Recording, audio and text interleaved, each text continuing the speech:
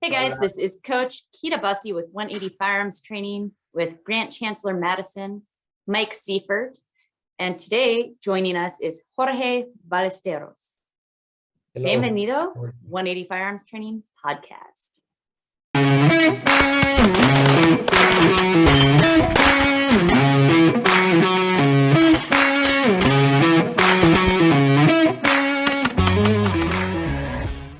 In open division, I'm shooting for maybe over more than 21 years. Don't remember too many.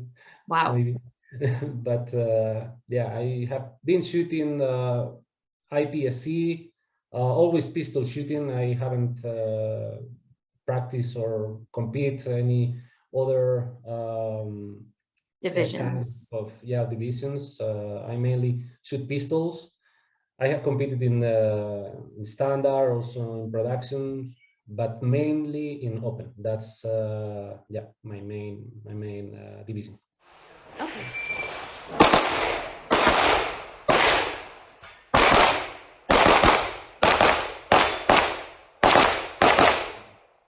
Okay, perfect. And Grant, you had some questions you wanted to start us off with? Okay, well, one of the questions I want to ask is, when did you start shooting for Bull Armory, and how did Bull Armory come onto your radar? Well, I started with the Bull Armory in 2019. Yeah, 2019. I knew Bull Armory because Bull Armory is a brand very known. I don't know if it was at that time in the US, but in Europe it was pretty much known. They used to have the M5 model and the SAS line, and they were having great guns during a lot of time. After recently, they developed the SAS 2 line, and they started to make even better 1911s. And it was the time that they got in touch with me and they introduced me the new models they offer me, and I see good because at that moment I had no sponsor. So good for me because we decided to make a new gun in open division, and we made the new model called Ballesteros. It's a new development gun that it has really good, but also performance. Yes. It's the time when we started, and yeah, already 3 years with them. Very happy, and we are doing good things.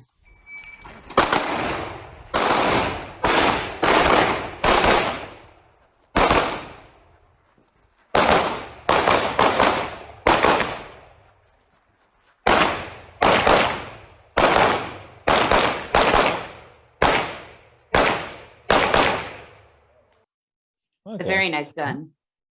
It is. I've seen one, but now open gun obviously are notorious for needing quite a lot of maintenance.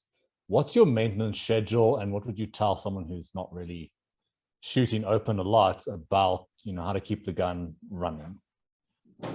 So can you repeat that, Grant? He didn't hear you properly. Yeah, the open gun maintenance and the maintenance schedule.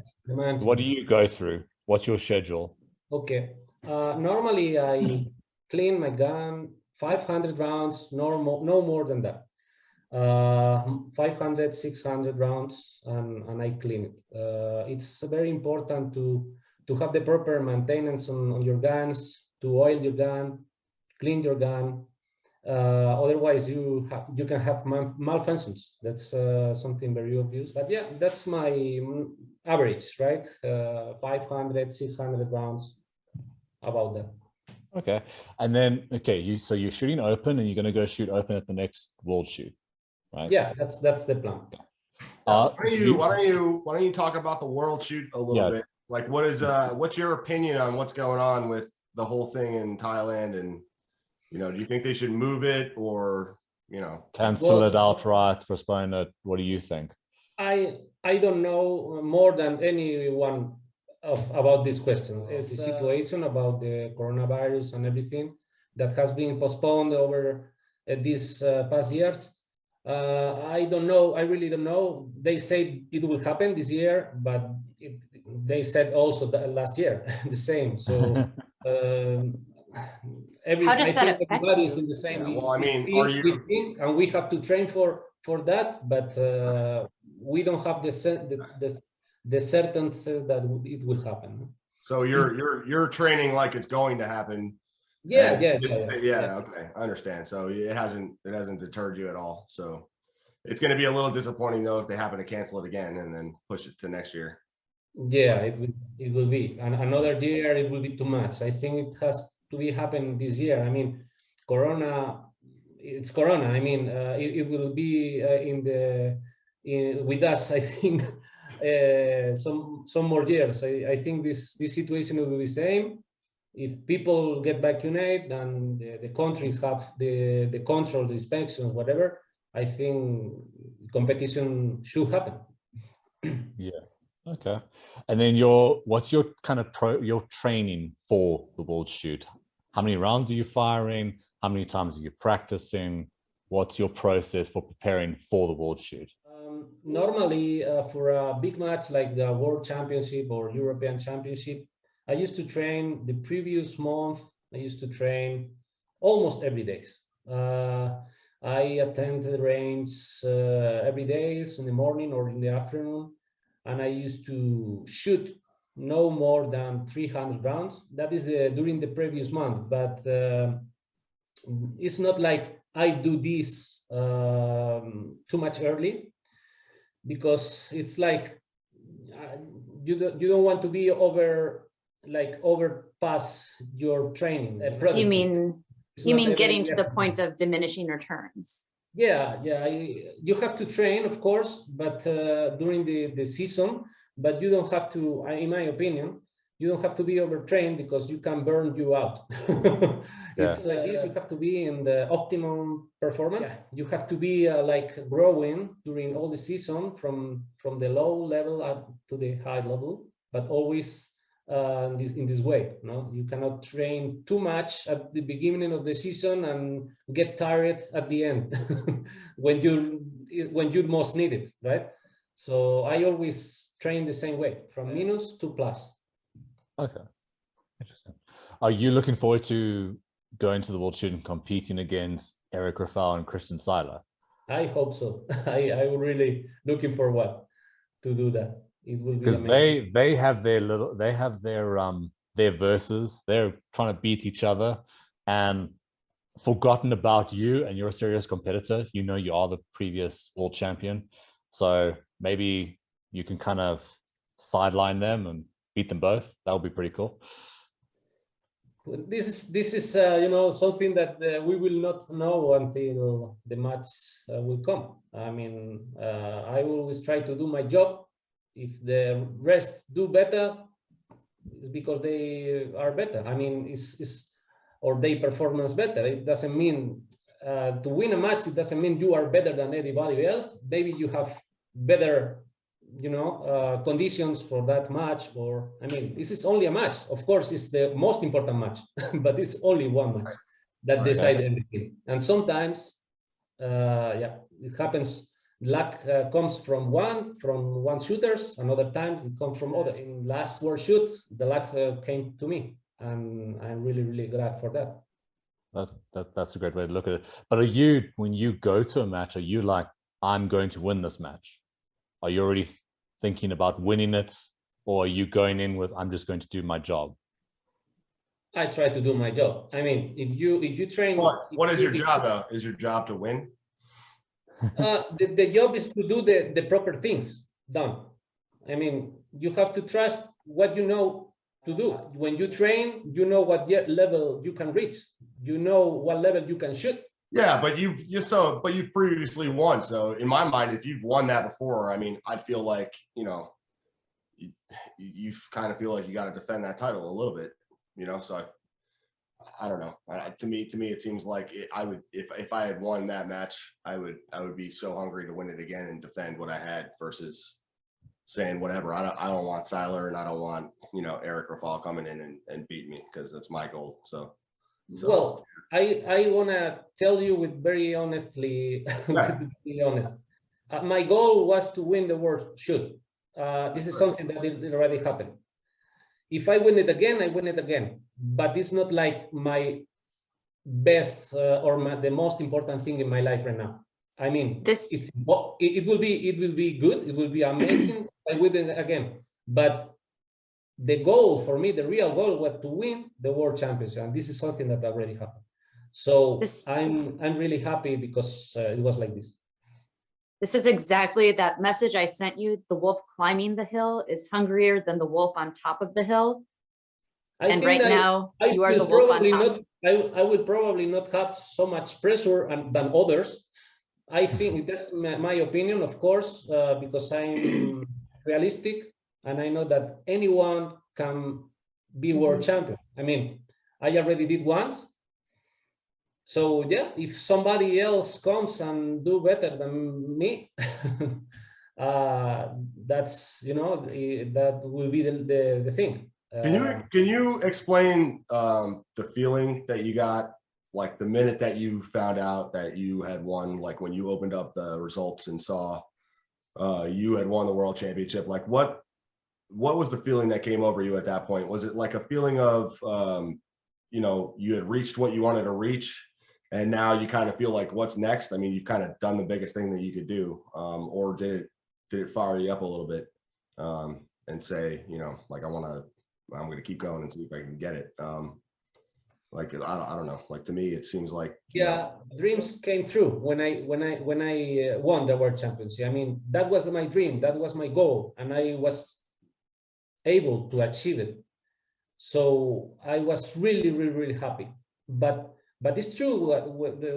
A month after, or 2 months, 3 months after, it was like, and now what? Because you reached your biggest goal. And when you reach your biggest goal, what else? You know, what's next? It's really the second title, a goal for you, or third title, or whatever. In my opinion, for me, it's not like this. I mean, if I get it again, I will be happy, of course. But it's not something I gonna make. It took a little bit of pressure off your career, because now at this point you have that title, right? And it's like, you know, whether you get it or not again, you're always going to be a world champion. So of course I gonna train for that. But it's not like I gonna get this at any cost, you know. This is something that it was before, probably because it was really important. I was competing for that, and I was, you know, at this point in my career, in my life, it's something that will happen. It will be welcome, of course, and I will be very happy. But you know, I think there's much more important things in life in my situation, okay, than winning the world championship again. If I do it, it will be great, but not at any cost, for sure. Yeah. So the last one, you had to make huge sacrifices, and now you can focus a little bit more on your family. You have how many kids do you have now? 2? I have two. Small children. So now your focus can be a little bit more on your family because you've achieved your goal. You feel like that's kind of where you're at? I'm not already a kid. I'm already almost 40 years old. So it's an age counts. I don't have 20 anymore. But yes, I think the experience is also something important on any sport. I mean, the youngness gives you, I know, the speed and the experience, and this is probably what will give me the advantage on a championship like that. So do you think at the world shoot level, experience is actually worth more than youth, than speed? In my opinion, yes, because I've been, you know, competing already maybe 5 or 6 world shoots. It's very important. Even if you are used to compete in your country or in big matches, a world shoot is different. It's the biggest competition. It happens usually and normally one time each 3 years. It's a lot of time, and the pressure it's very high for everyone. Yes. So yeah, even having the preparation, even having all the conditions to win, you can lose. easy. I mean, anything that happened can come to your mind and block you or whatever, and it's done. So world shoot is yeah, it's another level of competition. So when we met in the Philippines, you had your family with you. Mm-hmm. Do you normally bring your family with you, or do you find that that's a distraction or helpful? It was after world shoot. It was 2 months or 3 months after world shoot, right? So yeah. that moment I was in the peak for the world shoot, and after the world shoot I was like coming. So you were celebrating. Me, the Philippine travel, the Philippine trip was a vacation trip. I compete there in a match and so on, but I was not even focused on that match. I was, you know, just fun. Just fun, yeah. Okay. So you wouldn't normally bring your family to a major competition like that, because then you're responsible for them and you need to be focusing on your match. Yeah, sometimes they come, but not for biggest matches, because then it's important to be concentrated. And yeah, if you have to be depending on them, and because they are still kids. So you have a training school, I understand. Is that correct? Yeah, that's it. Tell us about your training school. Yeah, well, I set up this training school maybe 12 or 15 years ago. And yeah, I travel all over the world, and I coach people all over the world. I've been in the States, South America, in Asia, yeah, many places. And this school, it covers all levels, from the beginners to the medium, average shooters, to the high-level shooters. I mean, I have different levels, different training levels. I give different type of coaching, right? I also have personal coaching. Yeah, just people have to contact me through my website or Instagram or Facebook. I have different contact, and yeah, and we do. What is your website? JorgeBallesteros.com. Oh, perfect. That's easy. It's very easy. Right. So I have a question for you. When I met you, we were at the safe area at the match in the Philippines, and I saw the way that you were visualizing as you were taking the gun out of the case and putting your gear on. You were already visualizing. Can you talk us through how you visualize at the safe area and also before you shoot a stage? Yeah, it's important to visualize a stage as much as you can. I mean, more complicated stages, like long stages or too many position stages, then this is kind of the stage that you have to visualize more, because you can mistake or you can error in more places. So depending, of course, of the stage, I visualize more, or because like speed shoots or this kind of stages, I see a couple times, 3 times, but that's it. But yeah, visualization, it comes natural, and it's something very, very important in this sport. When you come to the area and you are ready to shoot, everything has to be done. I mean, you have to be concentrated to performance, to do the performance as you did your visualization. I mean, I don't make any special thing in the moment that I'm going to be ready to shoot the stage. This is something that is already happening half hour before, 15 minutes before, 10 minutes before, but not in the moment that you are going to shoot. This is something that you have to be integrated already in your head. So it's subconscious. Yeah, that's it. Okay. Yeah. It's funny that you say it. So like I can still tell you my stage plans and stuff before from matches I shot years ago, like, you know, just because I visualize so much and you get them locked in your brain so much that, you know, like, oh yeah, I remember exactly what stage you were talking about at the match in 2019. You know, it was like you shoot here, then you shoot over there. Like, it's just, and that's something for the viewers. I mean, I was always told, if you can't step back from a stage and close your eyes and think about what you're about to do, then you don't have your plan in there good enough. So you should be able to see what's going on and know exactly what you're about to do. And if you don't, then maybe you should do another walkthrough. That's just, yeah. Yeah, and it's also important to have another strategy. Like you can have your plan, you can have your strategy, but it's also important to have a plan B in case your strategy is not the best, because sometimes you also see other shooters and you see their performance and probably is better than yours. You will be able to change. Interesting. Hold on. So it's interesting that you just said that, because we just did a podcast with Josh Freilich, and he had actually specifically mentioned that, something he said, like how many, like say you're about to shoot, right? And you see your first guy go, how many people before you shoot will you still change your plan? So like if the guy on deck or the guy right before you does something that's better, will you change your plan right there? Or how many shooters before are you comfortable to say that you need to practice it in your head to say, I'll make that change and do that way? It's gonna depend how much risk you are going to have. Also depending of the match you are shooting. In a world championship, I will not do it on the guy before me, because probably the risk is too high.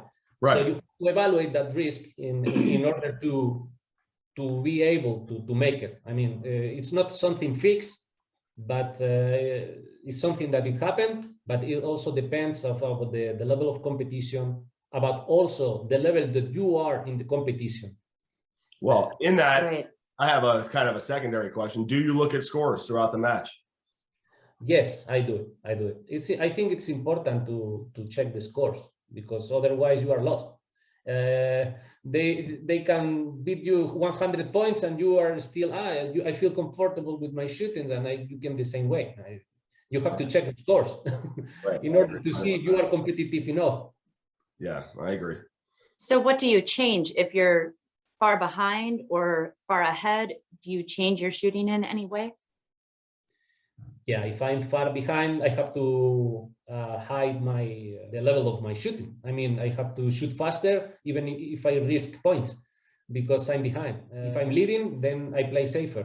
More alphas and a little bit, the time you have to, you don't have to be like so rush, you need to decide. Yeah, you need to decide depending of your position in the competition. Okay, so you're adjusting your strategy based on where you are in the match constantly. Of course, the strategy changes sometimes. Yeah, no, depending of the state, but this is something that depends. We have to be in the states and see the states, and then we will be able to explain that. But like, yeah. So have you ever shot any USPSA, anything like that? Yes. Yeah. So how do you feel about you get to do walkthroughs in USPSA the day before? Do you wish that was different for IPSC? I like that. I think everybody have the same conditions, and everybody have the same chance. And this is something that I really would like also for IPSC, because everybody will be the opportunity, to check, and everybody will have the same opportunities. Right. Instead of getting stuck behind a big line in your squad or something. Yeah, and nobody will be able to say or could say, this guy had advantage because it's his shooting range or whatever. Everybody have the same, because everybody have checked the states. Everybody was able to enter into the states and check all the targets or the positions. Right. Because what I found, I've only shot 2 IPSC matches, but what I found is on those 2, well, the second one I shot was kind of a hybrid, so we were able to walk the match early, but and the one in Aruba, and we weren't able to actually see the stage and walk in the fault line areas. I felt like I had to have 2 or 3 stage plans, like coming into like the day you were going to shoot. So when you got your your written stage briefing, and they explained what you were going to do, and then you had your 4 minutes or whatever it was, like you had to kind of go through and see which one of those 3 stage plans you made the day before was actually going to work. So that's why I kind of really like the USPSA style, because you can go there and you can really get down your one plan. You can see everything. Like you can walk up to the port, you can see what you could actually see, instead of saying, well, if I could see this target from the port, I'll shoot it there. But if I can't, I'll shoot it over here, So it's like, I feel like it makes it a little bit easier too. And then, like you said, if you have the day before, what I usually do is I take videos. So when I'm during my walkthroughs, I'll get my plan down for that stage, and then I'll do one video where it's like, this is my plan. And I try to do them in the order that I'm going to shoot. So if I'm starting on like stage 6, I'll do them from stage 6 on. So that way I can go back that night and I can just watch like, okay, this is what my walkthrough is going to be for my first 4 tomorrow. And then, God forbid you're coming up to like stage 18 of a match and you're like, man, I kind of forgot what we were going to do here. You can just pull out your video, be like, yep, this is what my plan was. And I feel so much better about that. So yeah, I do like that better. Better for everybody. That's for sure. Yeah. But you still have to keep your plan flexible at that point because somebody else might see something that you didn't see. Yeah. Yeah. It happened during the competition. Probably you have your plan, but you see some shooter do it differently, and probably it's better than your plan. So you have to change. Yes. Yeah. So Otherwise, at what point you are losing the performance. How much of a difference does it have to be for you to change your plan? Does it have to be 1 second, 3 seconds? At what point do you draw that line? Well, this is hard to say because it's going to depend how risk you assume in the stage. Well, I think it comes down to your execution at that point. If it's only 1 second between your plan and his plan, if he doesn't execute it very well and you execute yours much better, I feel like your plan is going to be better than you changing it to try to save a second and potentially throwing off your mental game. But if it's like 3 seconds stage plan, yeah, well, if it's like 3 seconds on but if it's 3 seconds on a 13-second stage, you don't have a choice. You have to go for 3 seconds on a 13-second stage. That's too much time. No matter how much risk it is, you're going to lose too many points that way. But like if it's 1 second, I feel like that really just comes down to I wouldn't change my plan no matter what, because I have mine built in my head so well. And if I execute what I think I can do on that plan, I feel like I'm going to beat you anyway, even if it's only 1 second. So yeah, I feel like it is situational, but most of the time, if it does crush you, you got to take that, right? I mean, especially big ones. You have to also understand Jorge has a lot more experience and he's able to be more plastic with his plans and able to switch his plans much more easily. And I'm sure he's very good at stage planning to begin with. So I'm sure, it's not very often that you're changing your plan to somebody else's plan. I'm sure people are usually changing their plan to your plan. But that's one advantage I feel like I have. I love stage planning, and I feel like if you can really get a good stage plan down, that's it makes it smoother. And, it really, it's great too, when you shoot a good stage plan and turn around and your whole squad is just like, oh, wow, I didn't think about that at all. That was great. I think, yeah, I see shooters that they have their plan and they don't change. I mean, I know shooters like that. They have their plan and they are static. They keep it, but I think that's a mistake. It's a mistake because we are not always have the reason. We are not always have the best solution.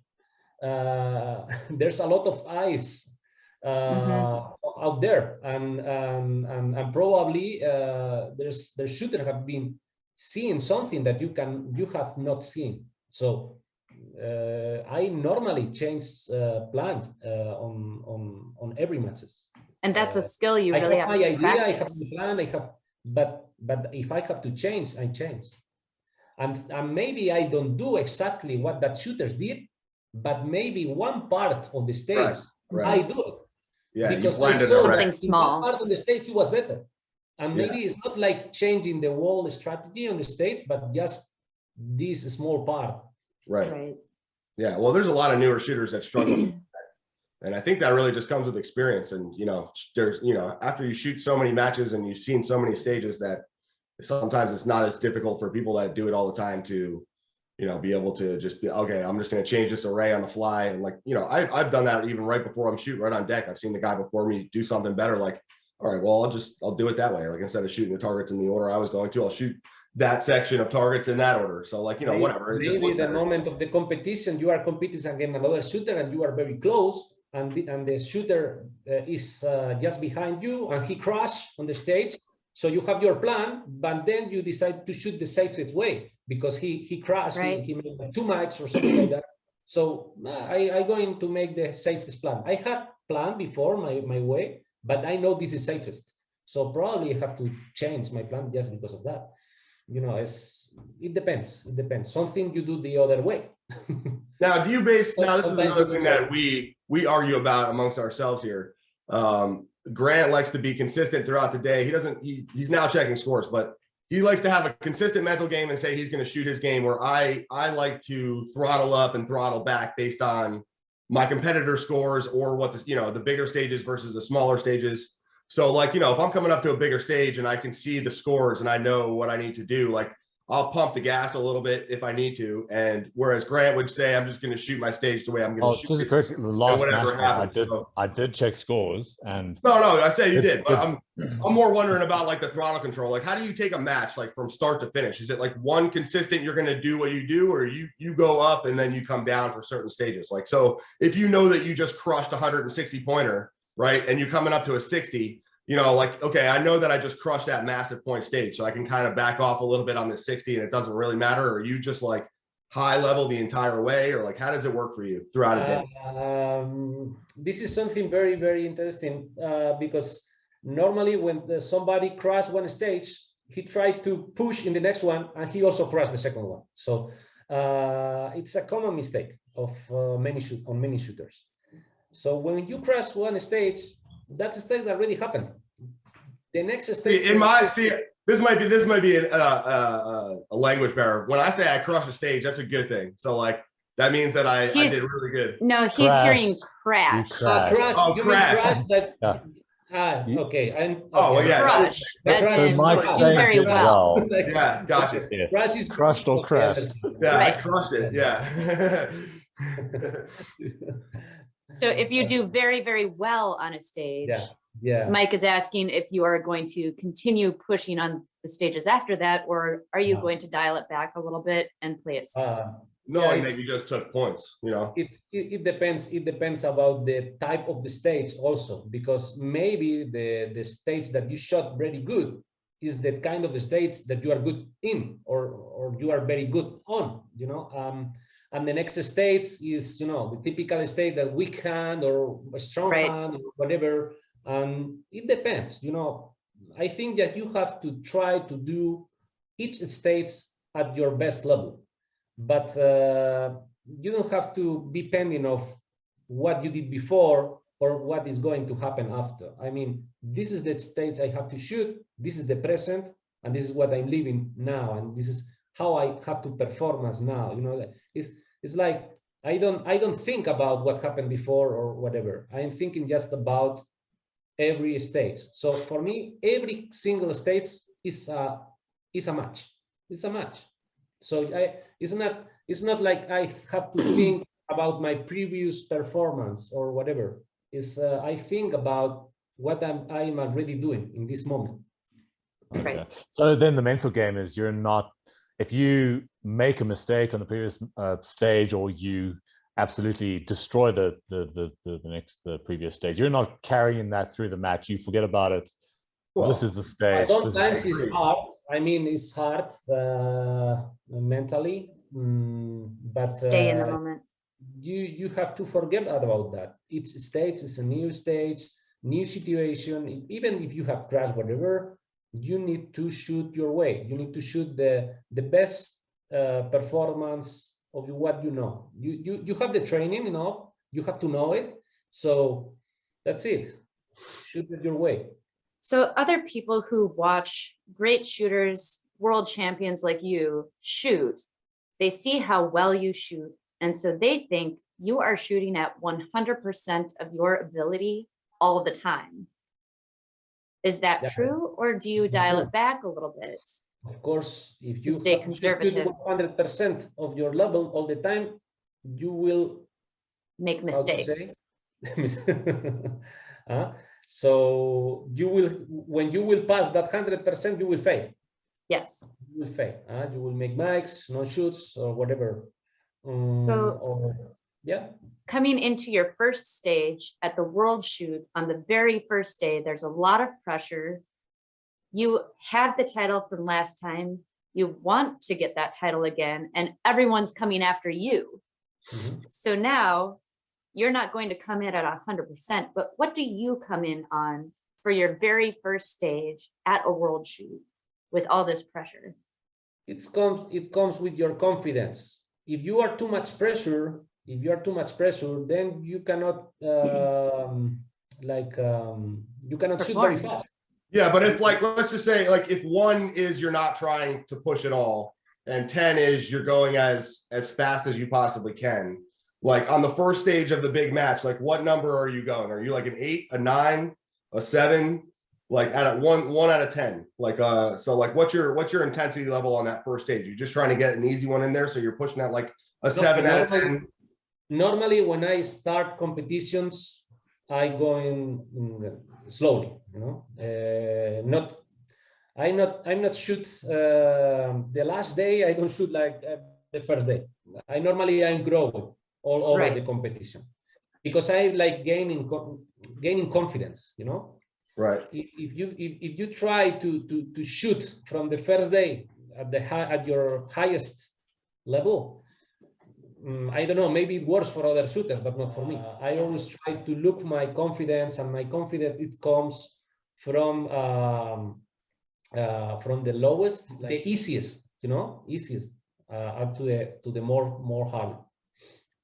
I think when you shoot your first stage of the world shoot on the first day, I would guess you're probably going to be coming in between 90 to 93% of your ability with that much pressure on even you. less. Less than 90% of your ability? Probably the first stage in a world shoot with a lot of pressure, and it all depends how that pressure affects to you, because, you know, maybe it doesn't affect so much, but if you can control that pressure properly, no problem. Maybe you can shoot that stage better in this case. That's like everybody gets the first stage butterflies, right? Mm-hmm. So how well you can control that is going to tell you how hard you can push on the first stage. That's interesting. Yes. I never really thought about it that way. The first You're trying to minimize mistakes. If you miss the first stage, you start with the bad confidence already. Right. And it snowballs. It's important to make a good first stage, safe first stage. Maybe not very good. Even so, let's put it this way. What if it was one of 260 point stages for the match, and that's where you started? 200? So let's say it's like one of two stages that were worth 160 points for your match, right? So they were there's two big stages for your entire match, and that's where you're going to start your match. Are you still going to push at like 70% there, knowing that that's a more important stage for your match? Good question. Normally, it depends. It depends about the distance also, because if that 160 points is with the very long distance targets, you cannot push so much. I mean, you can be safe, and that's it. You know, so you're gonna be safe. You can, but you cannot risk anything. In my case, it's like it works this way. I don't risk. I will not risk in any way. No matter what, yeah, you're always just come out here. 160 or it is 60 points stage. So whatever percent I guess we got to remember that when you say you're coming out just shooting, you know, a solid okay stage, that's still better than most people. So well, I try to do my way, but of course, never know. Yeah. So you're trying to be at a point where you just make no mistakes, no big mistakes. Just you have I have the confidence to shoot my points, right? At the end is the key. You shoot your points. Normally, the speed it comes by itself. Mm-hmm. And then you gain that confidence because you don't have those mistakes right away. So now your confidence goes up, and now you bring up that percentage. So you pretty much come out to a match and you say at first stage, I don't want to hit any mics or no shoots, and I'll be a happy guy, or any hardcover shots. And so if you have all your hits and they're all good hits, even if you're 2 seconds slower than you should be, like if you did that same stage later in the day, that's a good stage to start on, because it puts you out on the right foot. That does make sense. So it kind of gets you going in the right direction and put your mind in a positive spot, versus you come out and you smoke like 2 no shoots and you hit a piece of hardcover or something. So now you got a mic too. It's like, that's a bad way to start your day. So yeah, I guess that's going to depend also the hit factor of the stage. If you have lost 2 seconds in a 12 hit factor stage, that's crazy. That's too much. So you cannot play a game and play too safe to shoot that stage. If you have a 12 or 13 hit factor states. In the USPSA kind of matches, you have very high level hit factors. So in this kind of matches, you cannot play like too much safe, because otherwise you are done. Yeah, it's a little more hosey than IPSC. IPSC is like more balanced, but very low hit factors, more points are worth more than the time sometimes. Yeah, well, I went up to 53 and go to town, you know. So, Jorge, in your practice, do you ever calculate hit factor during practice? Normally no, but I know if the hit factor is high or the hit factor is low. How is that? It's a feeling, right? It's a feeling, right? Like you know, like when you shot it, you're like, I know that was good, right?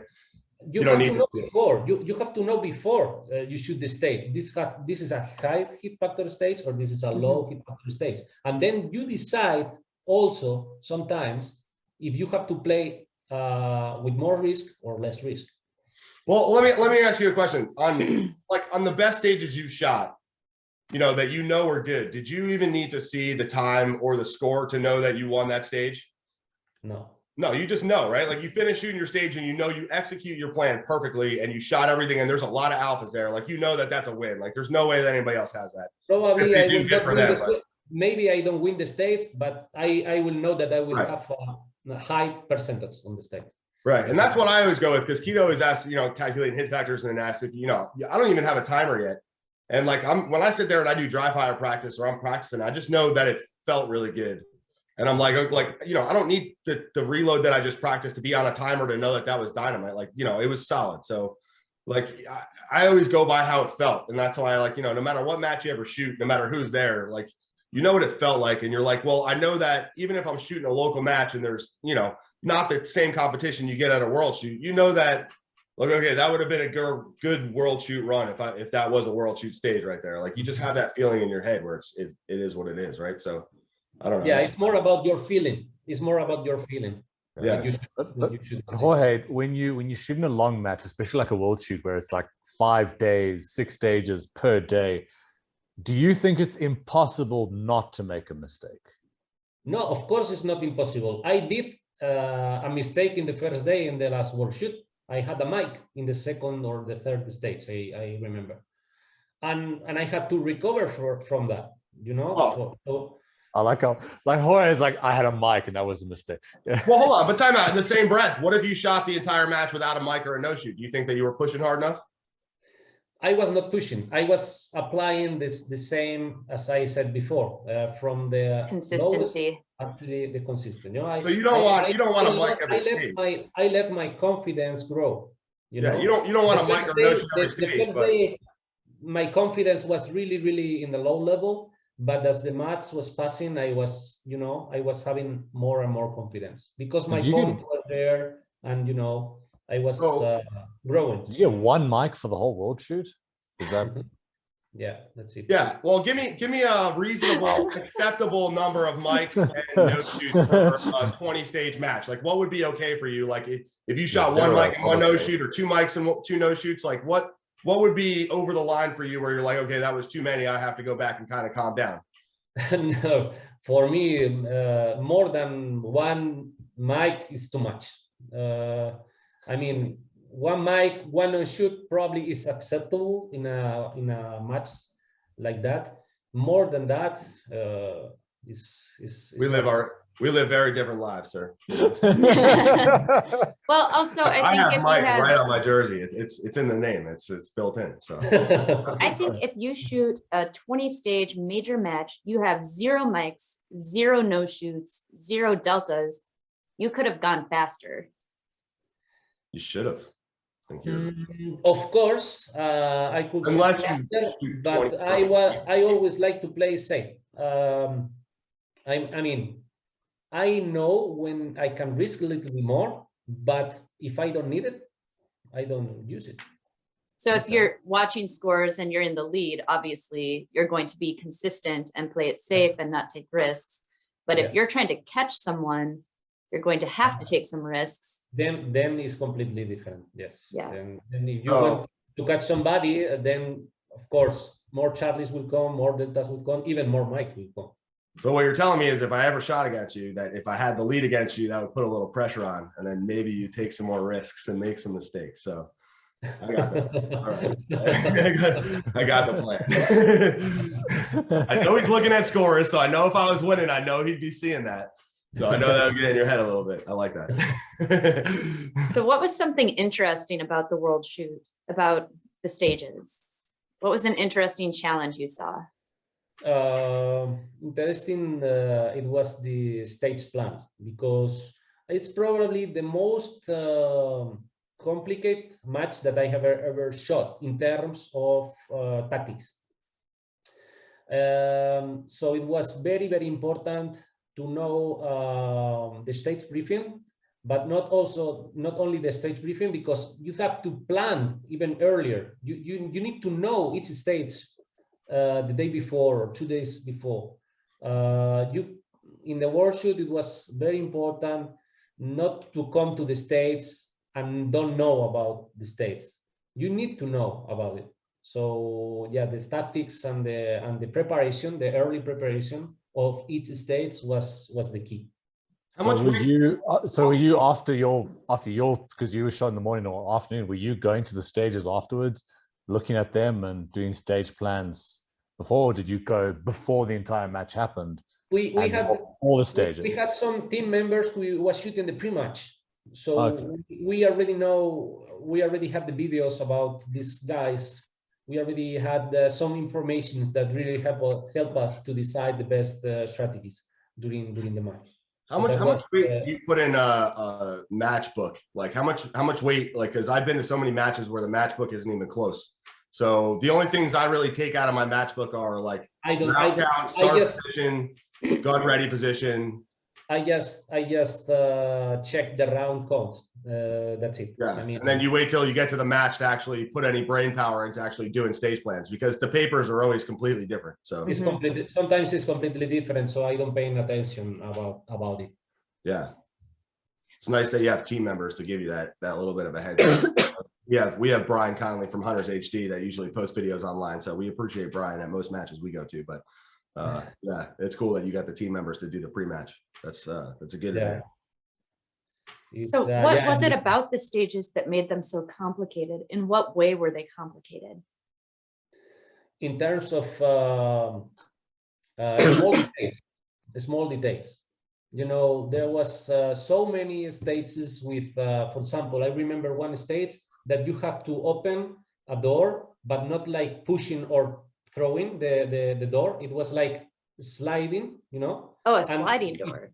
Yeah, so if you slide the door with too much force, then the door come back and don't allow you to shoot, right? So, like that. So you have to do the exact pressure to slide, just to leave it. You know, this kind of things was really important. That's really good. That's a really good thing, actually. I hope that if there's any match directors listening, that they get that, because that's something where you're trying to go really fast, but then you have to be really delicate. And then go back to being fast. That's awesome. Also, I remember another stage with a rope, and you have the rope matched to your wrist, and then you have to shoot in the in this situation, and it was really hard. It was to find the proper position to don't disturb, the rope don't disturb you. This kind of small details, it was really important in this match. I have to ask this question. The stage had something. So. I'm asking everyone this question. Where do you zero your open gun for matches? When? What distance do you zero your gun? Your red dot. Distance? 20 meters. 20 meters. 23 yards for the American. We should start like a sheet of like everybody's answer. Christian Seiler said 10 yards. Yeah. Is that right? 10 yards? 17. No, that was me. Like 15 meters. Who said 10? Me. That was me. What did Christian say? 17 yards. 17. Okay. Yeah, and Josh said 50 yards. Yep. Now we have a 20. And I do 25. And Grant, where are you? Oh, you got irons. Doesn't matter.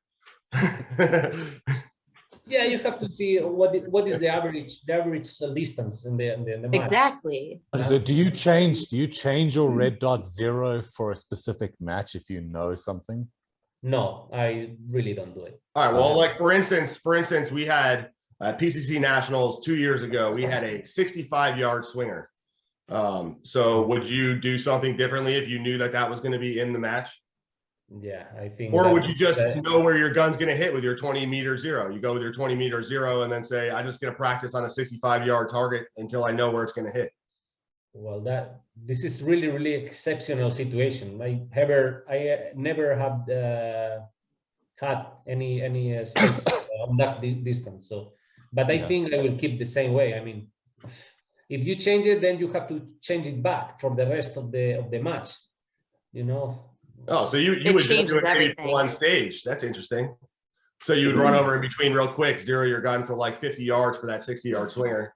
And then it's a bit risky also because you have to change your dot between the states. And how do you zero your dot? Because for me, like when I zero my dot, I'll zero my left and right out to 100 yards. And then my elevation I do, from whatever distance I want. So that way, because, if you zero your left and right out at the 20 yards when you're zeroing your gun, and then you go to 100 yards, you might be 2 or 3 feet to the left or the right. So like I always try to go as far as I possibly can on the left and the right.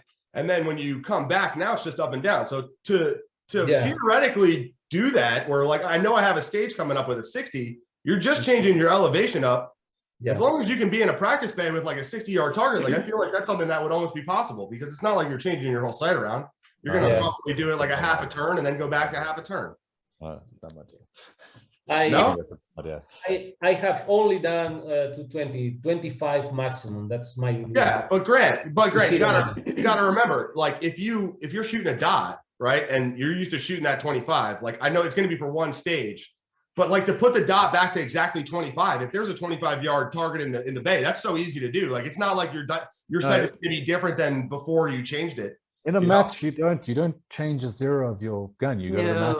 That's what I would agree, but I mean, if you're, say if you didn't know there was a 65-yard target and you're shooting, like God forbid, you're shooting a 10-yard zero for whatever reason, and you're like, man, like what do I do? Like theoretically, you could do it. I don't think that it would really hurt you that bad. You just have to hold over everything else. I mean, for all the close targets. I don't know. But Jorge, see, like that's something that could be tested. Okay, fine, go test that. But Jorge, when you go to a match and like most of it's close and that, but you get a stage where they'll throw in like a mini swing at like 35 meters. Do you think that's fun, or do you just find that annoying where they throw in a very insanely difficult target out there in a match just to kind of make the match more difficult? What kind of match? At a major? At like a world? Yeah, at like a major match. Like when they throw out a very difficult target. Do you find that fun, or do you just find that annoying? I think there's a point that it may be annoying. I mean, but not only for me, but for everybody.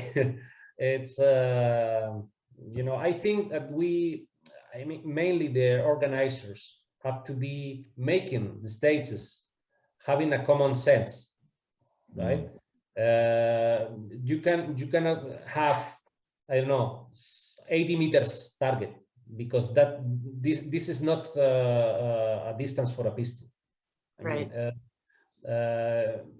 mean, you can also cannot have matches with 5 meters distance on every stages. It has no sense. That's not like measuring the level of the technical of the shooter. Measuring the feet and the finger, Well, wouldn't you at least agree that at a major match that there should be a challenge on every stage? Like it's a major match, right? Like you can go shoot local matches and you can, it could be easier for people that are entry level. But in my opinion, if you're going to a major match, especially a world shoot, there should be something difficult on every stage. I mean, just like you're ramping up your shooting throughout a day, trying to get better, like you're ramping up your matches throughout the year to get to this world shoot and whatever, even a major, and it should be more difficult on every stage, and might not be within reason. It might not be good for newer shooters, but I'll tell you, like we all started there. I mean, I went to a lot of matches when I first started, and there was a lot of stuff that I was like, oh, I've never even seen this before. This is insane. But you shoot it, and that's where you need to get just that match experience, and that's where I think that comes in. When a shooter who shoots like a lot of international matches goes to a match and says, I've never seen this before, that's not a good thing. That happened with Maria You need to train hard, right? Crazy. Yeah, and I You were don't get shooting surprised together. when you come to a big match. You have to train hard. Yeah, but Well, then like, also, like Grant, like at PCC Nats this year, they had that, like where Josh was talking about, he got the DQ. They had, you know, you started with PCC, you started left hand, you had to reload from that side. So I've never practiced it in my life. And I had to do a right-handed, push the button and then do a reload with my right hand in my PCC. I nailed it. But like, I mean, that's something that I didn't even expect to be a possibility there. And so like, you know, there's things that they pull up all the time that like, you know, and then we had to throw a box that weighed like 35 pounds. It was an ammo box into a hole no bigger than the ammo box. So like, when do you ever practice like running up and that stuff doesn't challenge the shooting aspect of it. That's just the manipulation stuff of it. The actual shooting stuff of where you take a target and you say, I want to make this as difficult as humanly possible. That doesn't necessarily, I mean, when you have a target that's basically 90% luck, like you have a swinger at 50 yards, and if you hit it, it's like 90% luck. That's not a good shooting challenge. That's just who was the luckiest on the stage. Yeah, that's right. I agree with that. So Jorge, do you have any sponsors that you would like to talk about that you haven't mentioned yet? If I have sponsors, yes. My pistol sponsor is Bull Armory. We have the Ballesteros Model. This is the gun I'm shooting 3 years already. It's amazing. I mean, what is different? The difference is mainly between the other models, that is hybrid pistol. Okay, it's a little bit longer. The recoil is almost nothing. If you have checked this gun, or there's some videos out there in internet, you will see that the gun doesn't move nothing. Yeah. 9mm major. 9mm major. I always hear that about PCC, how easy it is, you know, but you guys, you know. It's a gun that may be used for a 38 Super or 9mm, you know, because the barrel length 5.7 inches, so a little bit longer than the usual race guns. I got a question for you on that. 9mm or 38 Super, which one kicks less? Because there are people that tell you both. In my opinion, the most competitive caliber is the 38 Super, for sure. And why is that? You will have less pressure on the chamber, and normally the gun will performance better than with the 9. Does it shoot flatter than a 9, or is it the same recoil? I can feel small difference, not much, but especially on this gun, the difference is just because of the length of the barrel. In 9mm, you don't need to put so much powder inside the case to make major, and that is because the length of the barrel, the bullet runs faster. So with less powder, you are able to make a major easily. That's really smart. The real advantage of using this gun, because even if you decide to shoot 9mm, you know, the pressure on the chamber will not be much, just because you don't feel it up to the end, the case, right?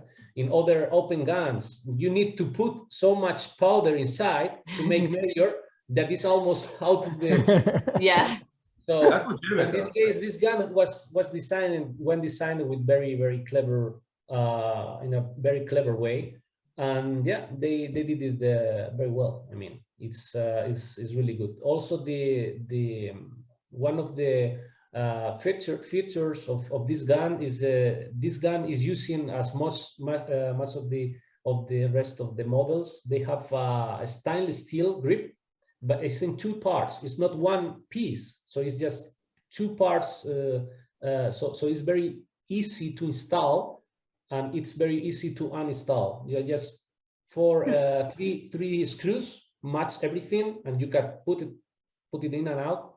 Very easy. Nice.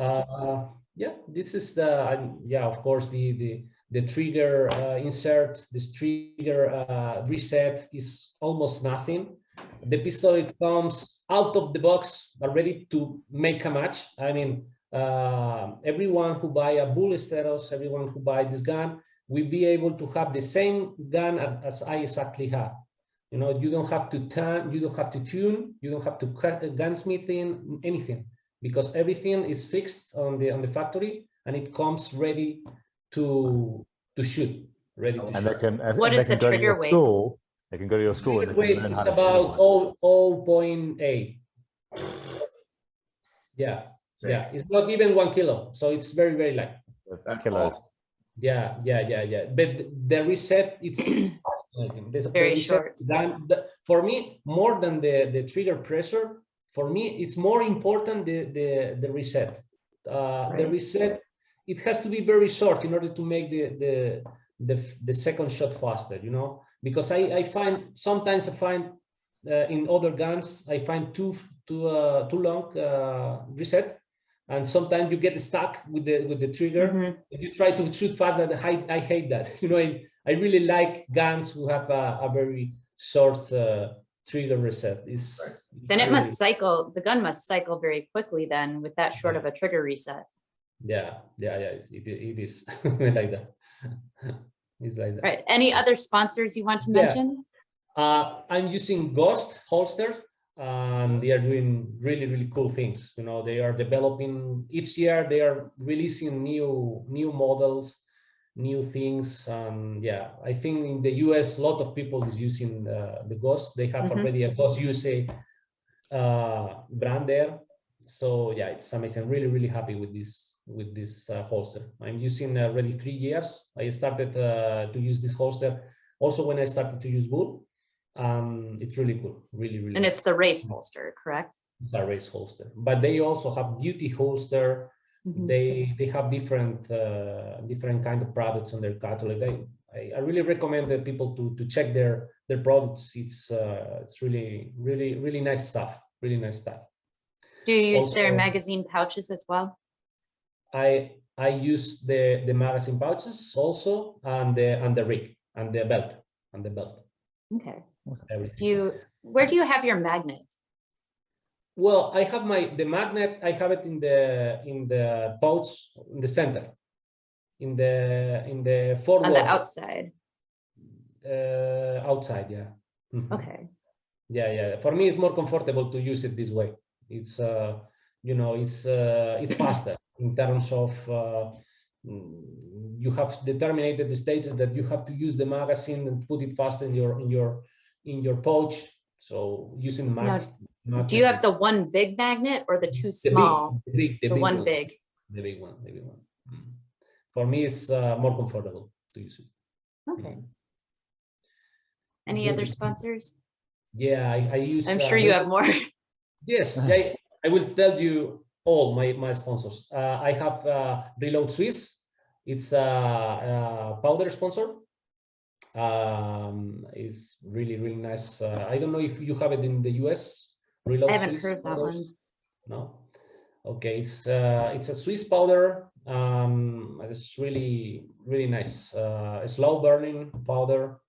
And I use it for standard and also for open. They have different models, and you can check also everything on internet. Really, really nice. I have other sponsors like CCI primers. Okay, everyone knows because it's from the USA. I use Armscore brasses and bullets. Armscore that you have also in the States. I'm using the eyewear. I'm using Willie X. Yeah. Okay. Willie X. What else? Now, does your wife shoot as well?